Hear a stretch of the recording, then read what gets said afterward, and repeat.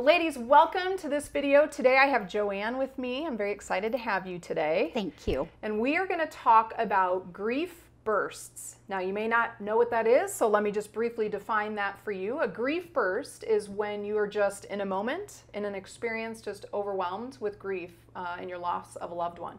So, Joe, before you describe what a grief burst looks like in your life, what has happened in your life where grief has become a very real reality for you? Okay, sure. Sunday, it was Father's Day, June 21st, 2015, when our son Russell and daughter-in-law Shauna, our granddaughter Tylee, and grandson Blake passed away. They died. It was determined to be a murder-suicide. And totally unexpected. Right. And the shock of your life, all of a sudden your family wiped out, gone. Gone. Yeah. Yeah.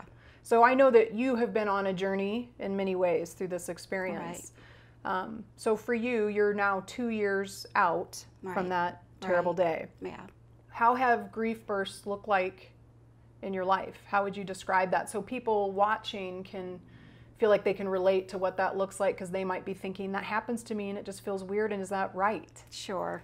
Well, like we've talked about before, grief is different for everybody. You're going to experience it differently. Obviously, the grief was the strongest. That first year, the first week, month, horrible.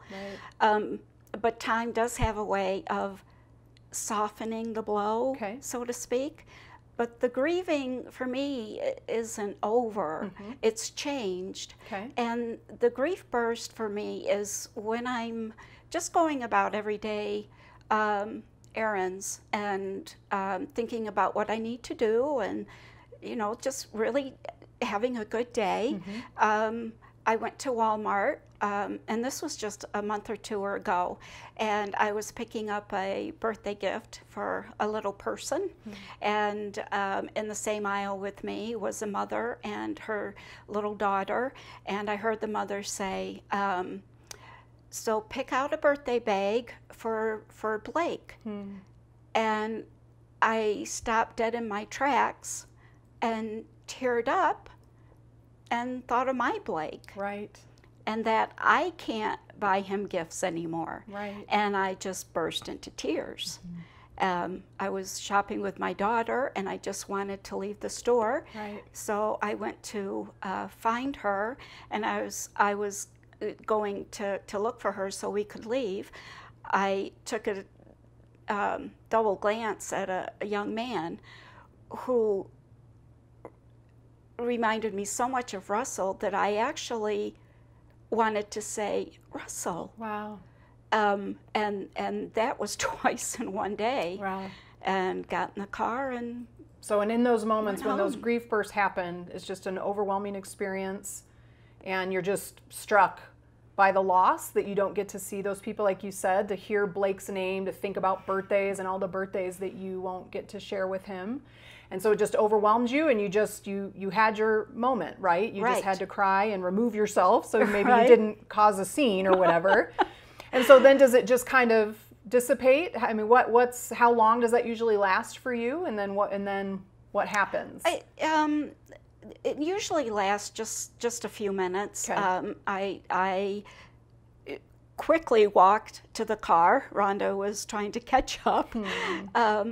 And got in the car and turned it on, had a good cry, and we were ready to go get gas. So then you keep moving forward. Sure. So Joe, for you, what's the hope, or what is the anchor for you that allows you to kind of move through your grief that's been very painful and hard? But where is your hope? What do you do then with the rest of your days as you still are faced with the reality that you won't see them again, at least now? Well, that's it right there sometimes. Just knowing I will see them again does bring me great hope and excitement. But the pain is still there because it's been 2 years, and I can't believe that it's been that long. but what gets me through is God's Word and the hope that I have, and that I will see them again, and the hope that even though I'm here, God still has a work for me to do and a purpose. And He wants me to still live life abundantly, but I go to this one verse in Thessalonians that says, I will not grieve as one without hope. Right. Let me read that real quick. From 1 Thessalonians 4, it says, and now, dear brothers and sisters, we want you to know what will happen to the believers who have died. So you will not grieve like people who have no hope. Right. And so what does that verse say to you? It says to me that even though I grieve the loss of my family, I don't grieve as someone without hope. I grieve as one who has lost much, but I don't grieve because I've lost hope. Right. I will never leave God, ever, ever. And I think that that's important for you to say, that your comfort, you go back to God, you go to His Word, and you rest on His promises, and you trust that even though this situation has made no sense, and when you get to heaven someday, maybe we'll say, you know, God, boy, I wish that wasn't part of the story that I had to go through, but yet you've used it, and He is using it, and He is bringing good things out of that tragedy.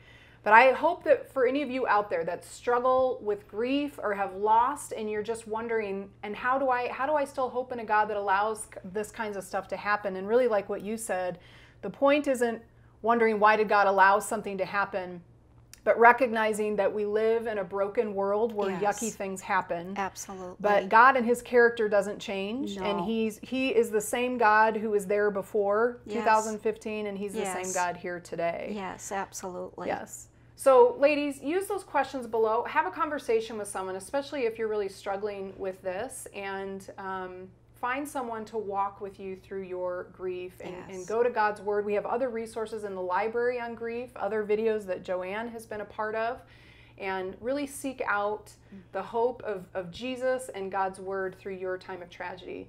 And we'll see you in the next video.